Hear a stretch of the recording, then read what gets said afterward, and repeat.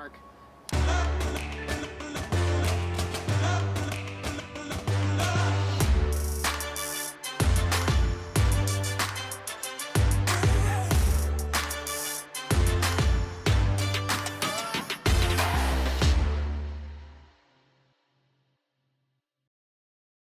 Hey, what's going on, guys? Jason Lowe here with Jason Lowe Photography and Films, and today we're going to be watching a short film called Dragons. This was made by a video game company called Blizzard, and this is actually for their video game Overwatch that came out back in 2016. So they did a lot of short films with the characters from the video game, but this film in particular focuses on two characters, Hanzo and Genji, and of all the short films that they made for Overwatch, which is also one of my favorite video games.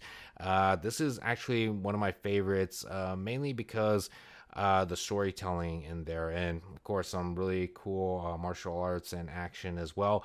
But you know, after breaking it down before, it's like I came to realize like there's so many elements in the film that made it such a great film to watch, even as a filmmaker myself. So as we watch this film together, I'm gonna break it down and also point out some things in the film that you should keep an eye out on. And then once we're done, I'll go ahead and like just go into some details of what makes this short film so wonderful to watch. So whether you played the game Overwatch or not, this is definitely a great watch, and it's available on YouTube right now. But let's go ahead and get started.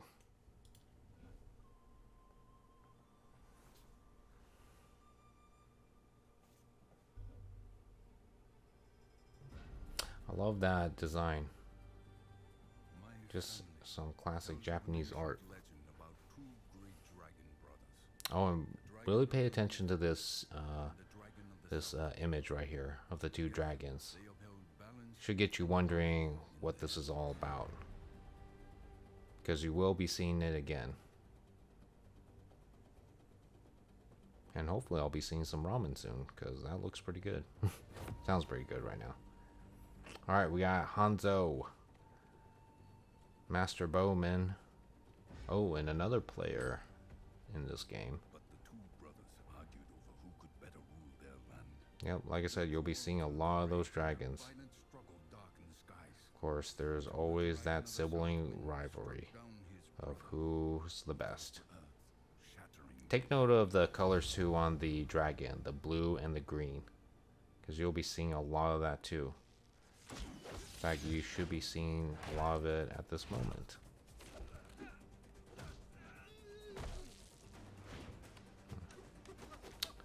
There's always that guy. And like, seriously, no one has a gun?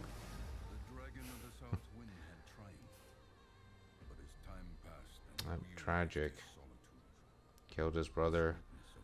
Ended up winning, but in actuality, he lost. Much like another character who lost someone. See, that's just so epic about ninjas. Standing on a rooftop in front of a full moon.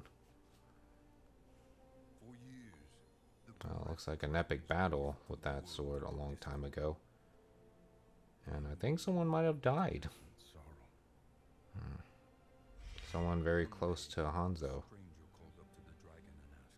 Just like someone very close to the blue dragon. Check out the clothing on that stranger too. Especially the green on him.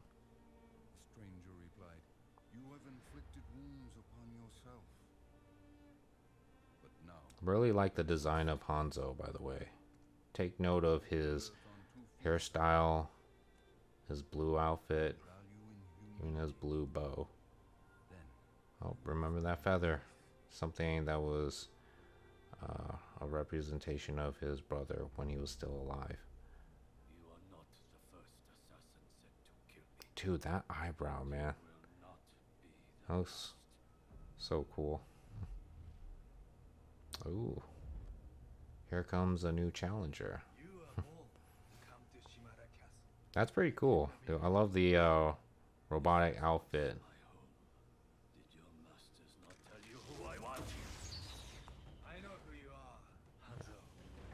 Ooh. someone from his past. I know you come here every year on the same day. Seems to know Hanzo pretty well. Wonder who he could be. You risk so much. I don't think you can shoot 3 arrows at a time in real life, but only in Overwatch. You know nothing of what happened. Ooh, that would have hurt if it actually hit him. Oh, scatter arrows. Dude, I miss this so much. Ever since the update, they took it away. Man. But before the game came out, though, that was one of the moves he could use. And that you have to kill him to maintain order. That it was your duty. Dude, that's a cool tattoo he has on his left arm. The dragon tattoo. That does not mean And he does that a lot too. The ninja deflects a lot of things.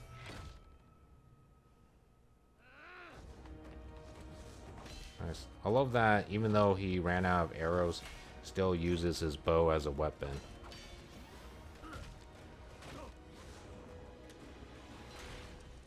They don't go down without a fight. You think you honor your brother Genji with incense and offerings? Yeah, that ninja seems to know a lot about his brother Genji too. To lecture me about honor? You are not Hanzo doesn't seem to appreciate him talking about him. Oh, last shot. Make it count. Oh, that's cool. That's his ultimate from the video game. I love how it just starts glowing from his dragon tattoo arm. That's pretty cool. Also pretty cool. Oh, looks like he's got himself a dragon too. A green dragon. By the by. Uh-oh.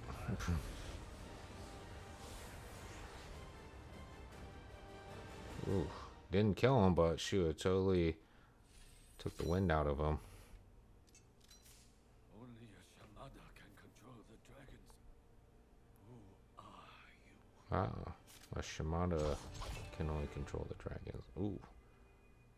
Hey man, it takes a lot of stuff, lots of skills to move that fast, but then stop right in front of someone with a blade. No. I will not grant you the death you wish for. Hmm. You still have a purpose in this life. Brother. Da da da. Oh. My brother is dead. Oh, here it comes, the big reveal. Wonder who he could be. The eyes says it all. Genji. The dragon knelt upon the ground. For the first Well, even the blue dragon comes to a realization. around him, and he became Yep. human. The stranger Brother was revealed still alive this whole time, but just in a different form. the two set out to rebuild what they had once destroyed. And now there's balance again. What have you become? I have accepted. Yep, apparently Genji's still alive, just a new form, a robotic form. You must forgive yourself. The world is changing once again, Hanzo. And it's time to pick a side.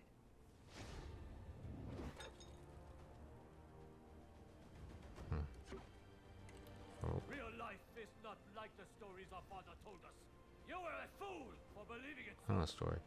Interesting. That's kind of like how the narrator, by the way, Kiri Tagawa, great voice, great narrator for this story. Think on Yeah, that. just like he said earlier. My family tells a story about two dragon warriors, or dragon brothers. So now he's talking about how the stories that his father told them.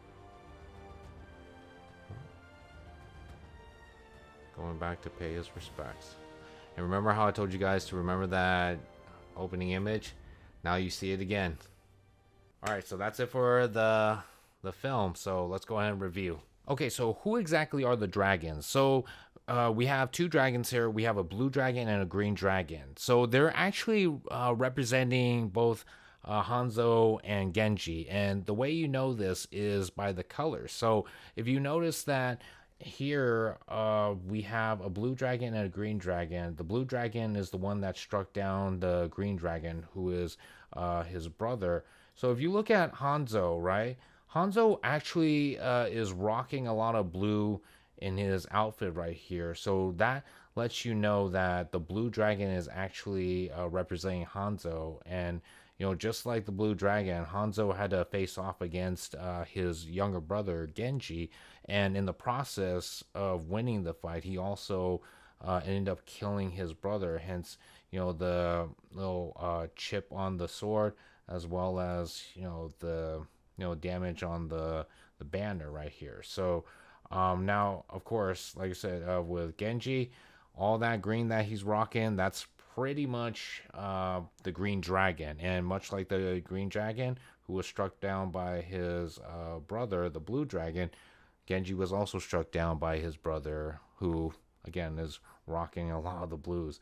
But that's how you know who the dragons were representing, not just by the colors, but also by the way their stories ended up as. Let's talk about costumes here and even a little makeup. So, for instance, if you look at Hanzo's face, right, notice how like his sideburns are spiked back and his ponytail as well as spiked back, and also the beard and eyebrows on his face. It really makes him look like a dragon. I mean, it can't just be to make him look cool, because not gonna lie, that looks pretty cool looking for like a classic looking samurai. But if you do look at it in a way, it does make him look like a dragon. And check this out from this jump from him to a superimposition to the blue dragon, which is who is representing Hanzo. Like, notice the sideburns on the dragon as well as like the beard on his chin. It really does match together to where it's like, makeup wise, they did a good job of like just making the connection between him and the dragon. And then while we're here too, is like if you notice the stranger, right? The outfit he's wearing is like just kind of like a classic wandering samurai type of look. But if you look at little parts of his clothing, there's some green on him. And again, that gives away of who the stranger actually is, which is, his brother who he struck down earlier as a dragon. Now he's taken on as a human form, but we don't really know that yet until, later on when it was revealed that that was actually his brother. But again, if you caught that little detail on his costume, that would have given away that that is Hanzo's brother, or not Hanzo's brother, but the Blue Dragon's brother. Now, going on to was it Genji's costume? If you look at his mask too, if I can get right there. Okay, yeah. If you look at his mask too, like in a sense, it does look like a dragon as well. A lot of people would argue that he looks more like a knight, but again, it's like if you look at the shape of it, it can be the shape of a dragon's head as well. And again, with the green, that pretty much tells you that that's pretty much the representing the green dragon. So that's a good touch to him, to where it's like now he's taken on a new form as well, just as the green dragon, after being struck down by his brother, has taken on a new form. So that's a great connection between both Genji and the green dragon. So there's your connection right there. So if you notice here, Hanzo is wearing a green ribbon, whereas let's see here, if I can play it here. Yeah, if you notice here too, he's wearing Genji is wearing a blue ribbon for his hair tie. So what is the deal with that? Because Genji's supposed to be rocking the green while Hanzo's supposed to be rocking the blue, right? So why do they have opposite colors of each other? Well, when you think about it, Genji, no, sorry, not Genji, but Hanzo, having killed his brother who he loves truly, is so saddened by it that I believe that Hanzo wears a green ribbon in honor and memory of his brother that he lost, who really loved the color green. Whereas Genji is wearing a blue ribbon as like a way of honoring his brother who he truly loves. It's kind of like a yin yang, right? It's a symbol of balance. So much like the two of them, like the white, oh, I'm sorry, the green ribbon is a piece of Genji that uh, Hanzo holds, whereas like the blue ribbon is a piece of Hanzo that Genji holds there. So that's how like the two brothers create balance, just as the Dragon Brothers create balance when they're together. All right, so this next bit is going to go out to all the fans and gamers of Overwatch. So if you guys played Overwatch at the very beginning before all the updates, then you guys should already be able to point out all the attacks that they do in this film that you can do in the video game. So for instance, we have Genji's ninja stars that he throws, and then of course we have Hanzo's bow and arrow attack. Now, of course, you have his scatter arrows that I enjoyed using before they updated it, and you see him deflecting all the arrows. That's actually what he can do in the video game too, and as well as that dash. So another one too is going to be, of course, there are ultimates. You have, Hanzo's ultimate here, where he shoots out the two dragons.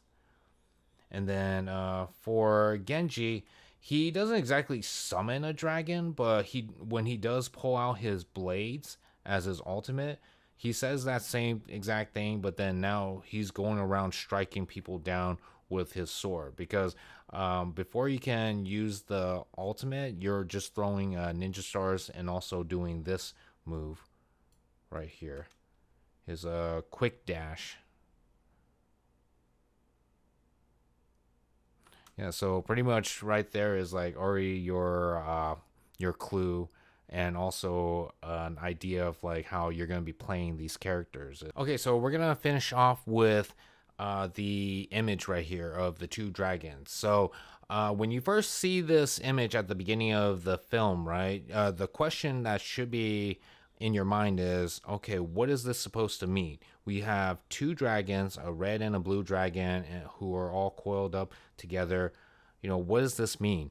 So for those of you who don't know, there's a screenwriter called Blake Snyder. He actually came up with this beat sheet, which is like an outline for screenwriters to help them structure their screenplays out to what happens in the first page all the way to the last page. So it goes in 15 beats. So the first beat is what he calls the opening image, and then the 15th and final beat is the final image. So the opening image should be what the audiences see for the first time. It could be an object, it could be a person, and it's going to leave audience asking the question of, okay, who is this person and why should we care, or what are we going to learn from him or her? And then finally, when we watch all the movie or read all the stories to the final image, we now see that person again, and we now come to learn who exactly this person is and what he or she is all about. And that's exactly a good demonstration of this image right here, because that's exactly what we see in the beginning of the film. And then of course we see it once again as the final image at the end of the film before it cuts to black. Because now, at this point, we learned who the Dragon Brothers are. We learned who they represent, and we learned about Hanzo and Genji. So now, it's just interesting because it's now come full circle. It was all about balance and how everything became unbalanced between the two of them. And now that they reunited, it's now, again, coming around full circle to where we all know what the image that we saw at the beginning is all about. So they did a really good job of basically structuring this story from beginning, middle, and end. And it was all through the image of these two Dragon Brothers. So that was very well done. And, it took me like a second time to finally notice that. And it was, again, like Blake Snyder's beat sheet, the opening image and the final image. Absolutely brilliant. I love that they incorporated this. I'm not sure if it was intentional or what, but shoot, it was really well done. As a story writer myself, I loved the way the story was told, and it was just through such great design and great writing. So definitely big props to those guys. All right, guys, so that's it for this video. Thank you again for watching, and also watching this breakdown of this absolutely amazing short film. Definitely big props to Blizzard for doing a great job for such a great storytelling, as far as like, animation wise, martial arts, storytelling, and just after watching this closely and just seeing all these little details, just brings back memories of film art class, where we did break down movies as far as like, actors, props, costumes, makeup, and even artwork, and in front of the camera. It's like, just, it really makes you appreciate more of the work that went into making such a great film. So if you guys want to check out this whole film too, you can find it on YouTube. I'll put a link in the description below. But otherwise, that's it for this breakdown. And again, thanks for joining me. And if you guys want to see more breakdowns like this too, you can check it out on my YouTube channel. And if you guys haven't done so either, definitely click on that subscribe button. That way you guys can get more updates on events, projects, and more reviews like this in the future. But before you guys go, I just want to ask you guys, did you guys notice the two background lights that I have? Kind of looks like an image that you've seen before, doesn't it?